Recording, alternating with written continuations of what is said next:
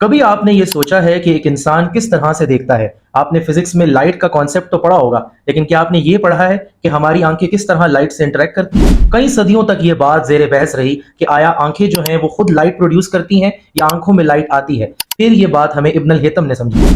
ابن الہیتم آج سے تقریباً 1000 سال پہلے اس دنیا میں آئے۔ انہوں نے بہت سی انٹلیکچوئل ڈیبیٹس میں حصہ لیا اور انٹلیکچوئل جو ٹریڈیشن تھا اس کو چینج کیا۔ Light, vision, optics, reflection, refraction, بہت سے ٹاپکس پہ بات کی اور دا بک آف آپٹکس لکھی، جس میں اس بات کو انہوں نے کلیئر کیا کہ کس طرح لائٹ ہماری آنکھوں میں انٹر ہوتی ہے اور ہم تب دیکھ پاتے ہیں۔ مگر اس سے بھی بڑھ کر انہوں نے سائنٹیفک میتھڈ کا کانسیپٹ دیا، یعنی کہ بس صرف انہوں نے پچھلوں کی بات کو مان نہیں لیا بلکہ چیزوں کو آبزرو کیا، اس کے اوپر جو ہے کوسچننگ کی، ہائپوتھیسس بلڈ کیا، پھر ایکسپیریمنٹ کیا اور کنکلوژن تک نکلے۔ آج دنیا میں ہم سائنس کو جس طریقے سے پڑھتے ہیں وہ ابن الہیتم کا ہی بتایا ہوا ہے۔ قرآن اس کے بارے میں کیا کہتا ہے؟ اگر آپ سورہ نور دیکھیں آیت نمبر 35 میں اللہ فرماتے ہیں اللہ is the light of heavens and the ارتھ۔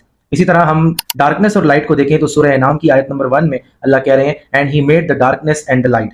اور اسی طرح سورہ عمران کی آیت نمبر 190 میں اللہ تعالیٰ کہتے ہیں indeed in the creation of the heavens and the earth and the alternation of the night and the day are the signs for those of understanding. تو ہمیں یہ بات پتہ چلتی ہے کہ اللہ تعالیٰ خود یہ حکم دے رہے ہیں کہ آبزرو کرو، غور و فکر کرو اور پچھلے ٹریڈیشنز کو چیلنج کرو۔ بینگ اے مسلم ہمارا یہ رائٹ ہے، ہم پر یہ فرض ہے کہ ہم ٹریڈیشنز کو چیلنج کریں، غور و فکر کریں اور نئی نئی تحقیقات کریں۔